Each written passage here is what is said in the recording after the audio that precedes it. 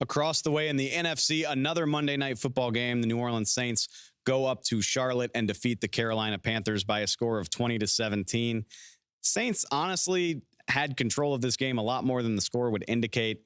They allow Bryce Young and the Panthers to score with just over a minute left in regulation. If you're keeping score at home, the Saints made it 119 minutes of NFL gameplay before they allowed their first touchdown, held the Titans without one in week one.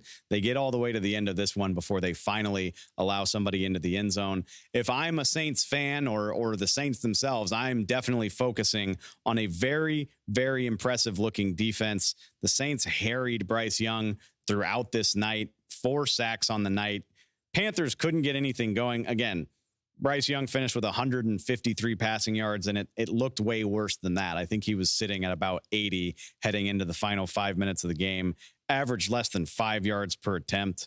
Panthers did have some success running the ball, but again, that's about it. Like, I'm not sure how well Bryce Young's options in the receiving game are going to be separating for him this season. Adam Thielen, just about the only member of this receiving core that was able to get open on any consistent basis.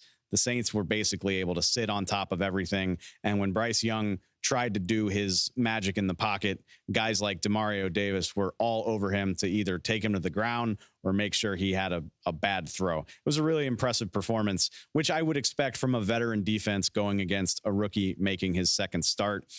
We'll see how well the Saints carry that over. It's 2 straight really impressive performances. And keep in mind, the Tennessee offense that they made look atrocious in week 1 went up and down the field against the LA Chargers in week 2. So again, I think there's a lot of cause for optimism that this Saints defense can carry them a long way.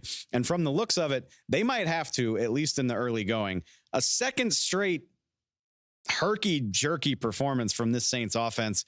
I'll be honest, as somebody who picked them to win a lot of games, I'm slightly disappointed. I'm not pressing any panic buttons, but some really troubling things showing in the Saints offensive game plans 2 weeks in a row. For starters, this offensive line just not playing as well as you would prefer. Derek Carr has now been sacked 8 times on the season, 4 in both of these games. Didn't seem comfortable.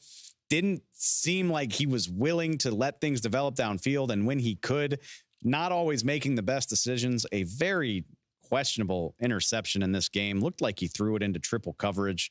Von Bell comes away with the pick. Saints also struggling in the running game. Now, I will make the point that hopefully that's a temporary problem. If you'll remember, Alvin Kamara still serving a 3-game suspension. They'll have him back a week from right now, so that's good news. And we'll see about Kendre Miller, the rookie running back out of TCU. So maybe that can be fixed soon. But as of right now, Taysom Hill, who is a quarterback, by the way, is the sole of their running game at this point in time. I mean, guys not named Taysom Hill averaged 3 yards per carry or less in this game. Tony Jones Jr. scores 2 touchdowns, but again, not a rushing night that anybody's going to remember. So a challenge to the Saints offense, either step it up in pass protection or try to find some semblance of a more consistent running game. If we can't do one of those 2 things, I think Derek Carr is going to be in for a long season. I will point out, if they can buy him a little bit more time in the pocket, I think the Saints might have one of the most underrated receiving cores in the entire league. Not just a talented group, but a really complimentary group.